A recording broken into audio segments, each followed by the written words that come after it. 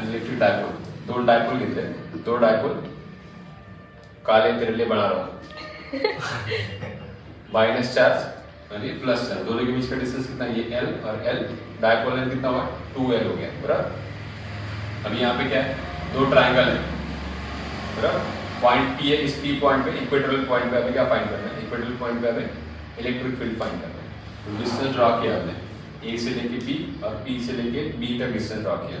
यहाँ पे Pythagoras theorem लगा के क्या PB का डिस्टेंस निकाला, PB और PA दोनों के दोनों क्या है, सेम है। क्यों सेम है, क्योंकि ये ट्रायंगल दोनों के दोनों ट्रायंगल कैसे आइसोसेलेस ट्रायंगल, ये L है, ये L है, ये R, दोनों में भी R कॉमन है। तो यहाँ से क्या निकाला, PB निकाला square root of R square plus L square, दोनों वैल्यू यहाँ पर सब्स्टिट्यूट किया। अभी फाइंड कर रहे हैं इलेक्ट्रिक फील्ड एट P, तो electric field at P find करेंगे, क्या निकाला, electric field intensity at P due to A, at P due to A। तो इलेक्ट्रिक फील्ड का फॉर्मूला क्या आता है, K into Q by R square. तो Q हमें पता है कितना है, माइनस Q है, लेकिन माइनस साइन हम लोग लेते हैं क्या, माइनस साइन हम लोग नहीं लेते, क्यों नहीं लेते, क्योंकि हमें मैग्नीट्यूड लेना पड़ता है यहाँ पे। तो अपॉन क्या आएगा, R स्क्वायर, R मतलब डिस्टेंस, तो दोनों के बीच का डिस्टेंस कितना है, square root of R square plus L square. तो वैल्यू सब्स्टिट्यूट किया, square square root cancel out करके क्या है, R square plus L square, ये वैल्यू हो गया फर्स्ट का, इसकी वजह से ड्यू टू A। सेम क्या है, similarly due to B, due to B के लिए तो क्या है, यहाँ पे Q है, मैग्नीट्यूड क्या आएगा, प्लस ही आने वाला है, डिस्टेंस भी सेम है, तो सेम फॉर्मूला क्या कॉपी हो गया यहाँ से।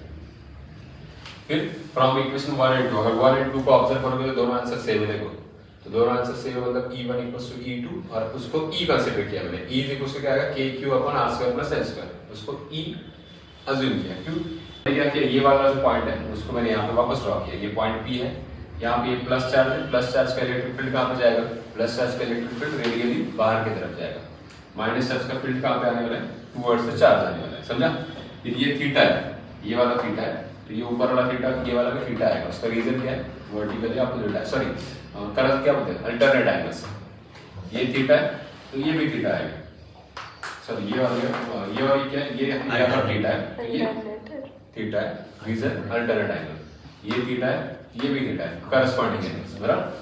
फिर उससे हमने ये फॉर्म किया, तो ये E2 है, ये वाला, ये E2 ये थीटा है, तो ये वाला जो साइड है वो क्या होगा, E2 cos थीटा, और E2 cos थीटा का ऊपर वाला क्या आ रहा है, E2 sin थीटा। सेम क्या है, ये E1 है, यहाँ पे थीटा है, तो ये क्या रहेगा वापस E1 cos थीटा, नीचे वाला क्या आएगा, E1 sin थीटा।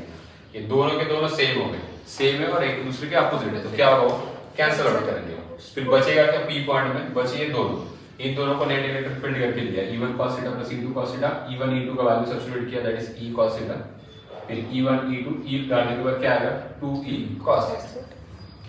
यहाँ पे हमें cos थीटा का वैल्यू चाहिए, तो cos थीटा का वैल्यू तो दोनों ट्रायंगल से कोई भी एक ट्रायंगल से निकाल सकते हैं। तो ये ट्रायंगल लिया, एक ट्रायंगल लिया, यहाँ से cos थीटा का वैल्यू क्या आएगा, adjacent upon hypotenuse, L upon R square plus L square, समझा।